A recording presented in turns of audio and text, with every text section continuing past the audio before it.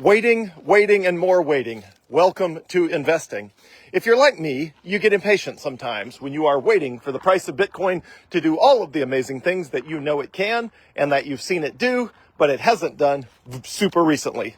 Now, Bitcoin did set a new all-time high literally 36 days ago. So anybody who's impatient, literally 36 days ago, Bitcoin set a new all-time high. But that all-time high was not that much higher than the previous all-time high, which was not that much higher than the previous one before that.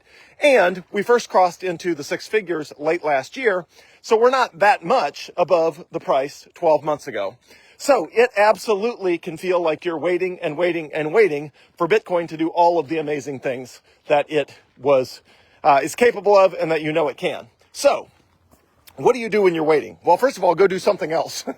Well, if the price is down, buy more Bitcoin. But once you're completely maxed and you can't possibly buy more Bitcoin, then just go do something else and ignore the price. That's literally how you invest in anything else. You don't sit there watching your 401k every single day, or your IRA every single day, or your stock market portfolio every single day. It will drive you crazy. So go do something else and let time pass. The money in investing is made in the waiting. Now, there's another unfortunate downside to the way that Bitcoin rewards the waiting, which is it tends to go sideways for a long period of time, 8 months or more, and then make a big run up and then go sideways for a really long time. So if you have a ton of capital committed to Bitcoin, as I do with literally 100% of my liquid assets in Bitcoin, then when it makes a huge run up of 50%, then you're happy for a little while, but like everything, the dopamine rush of feeling like, wow, I'm much wealthier than I was, that wears off really quickly. And then you have to wait, because then it takes another 8 months or however long for the python to digest the pig and for the marketplace to get used to a new altitude and to be able to go much higher. So the same thing will happen here. Right now, the Bitcoin market is relatively calm. Everything's sort of chill.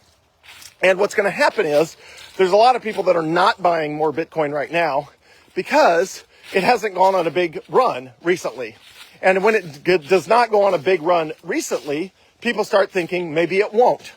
People start losing interest. They start falling off. People say, well, why would I buy more Bitcoin if it's not really doing anything?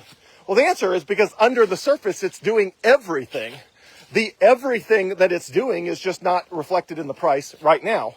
For example, today, literally today, November 11, Cash App, or Square, I should say, the company that is behind the Cash App payments and the Square mobile payment terminals, is turning on the ability for merchants to accept Bitcoin as payments.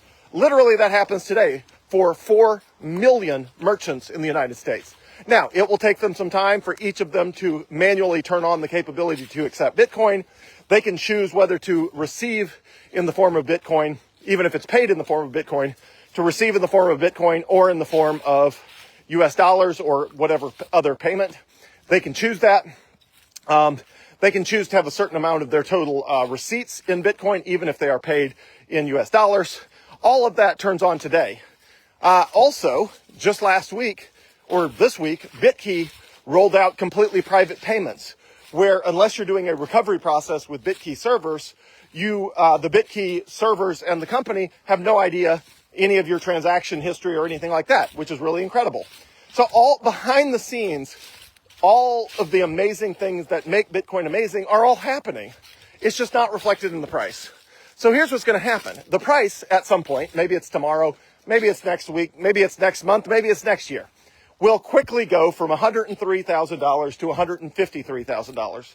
Now, with 21 million Bitcoin total, that means every $50,000 price move adds $1 trillion of additional market capitalization to all the Bitcoin that exists in the world.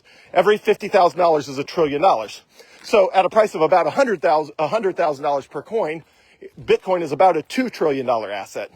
If it goes to $150,000 per coin, it's about a $3 trillion asset. So what's going to happen is we're going to zoom from 103 to 153. Everybody's going to be all excited, and their enthusiasm is going to cause them to buy a bunch more Bitcoin after that happens.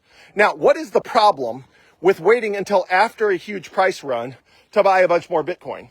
The problem is you're watching paint dry. You bought the Bitcoin before the price rise, so that means, after the price rise, rises. So that means you have to stare and watch paint dry for 8 months or more while the marketplace digests that epic move of an additional $1 trillion being added to Bitcoin's price. The problem is, if you buy after that move, then instead of enjoying that 8 months, feeling like you're up 50% on your investment, you're staring at your investment while it bounces around, wondering why you did it. Because you bought after the big price move rather than before. And as a result, instead of being up on your investment and feeling great about it for 8 months, you're staring at your portfolio for 8 solid months thinking, what did I do? I must have made a mistake. Bitcoin's not doing anything. It's going to be permanently stuck at 153,000 a coin. And here we go again. So how do you solve that? You buy a bunch of more Bitcoin before that happens, so that when Bitcoin goes above $150,000 and then hangs out there for 8 months or more, you are sitting on a 50% gain.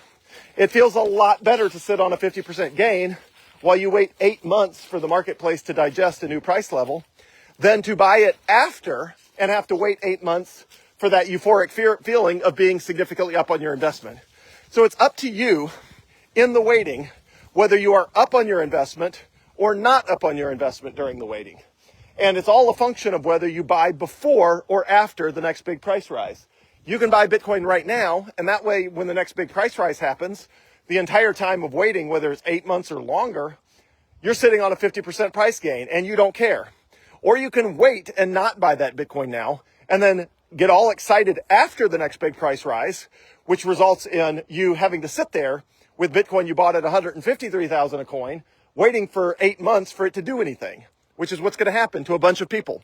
So buy the Bitcoin right now. Don't wait. If you wait, you're going to be waiting forever and you're going to feel like you're moving sideways. If you buy it now, after the next big 50% price rise, you're sitting on a 50% gain. And heck, who cares if it grinds sideways for 8 months? You're sitting on a 50% gain the whole time, waiting for the next 50% gain, which is way more fun to do it that way. So take it from me. I've been through a bunch of these cycles, and it's way more fun to buy the Bitcoin before the big price rise than after the big price rise, because it's a lot harder and it requires a huge amount more patience if you buy it after the big price rise rather than before.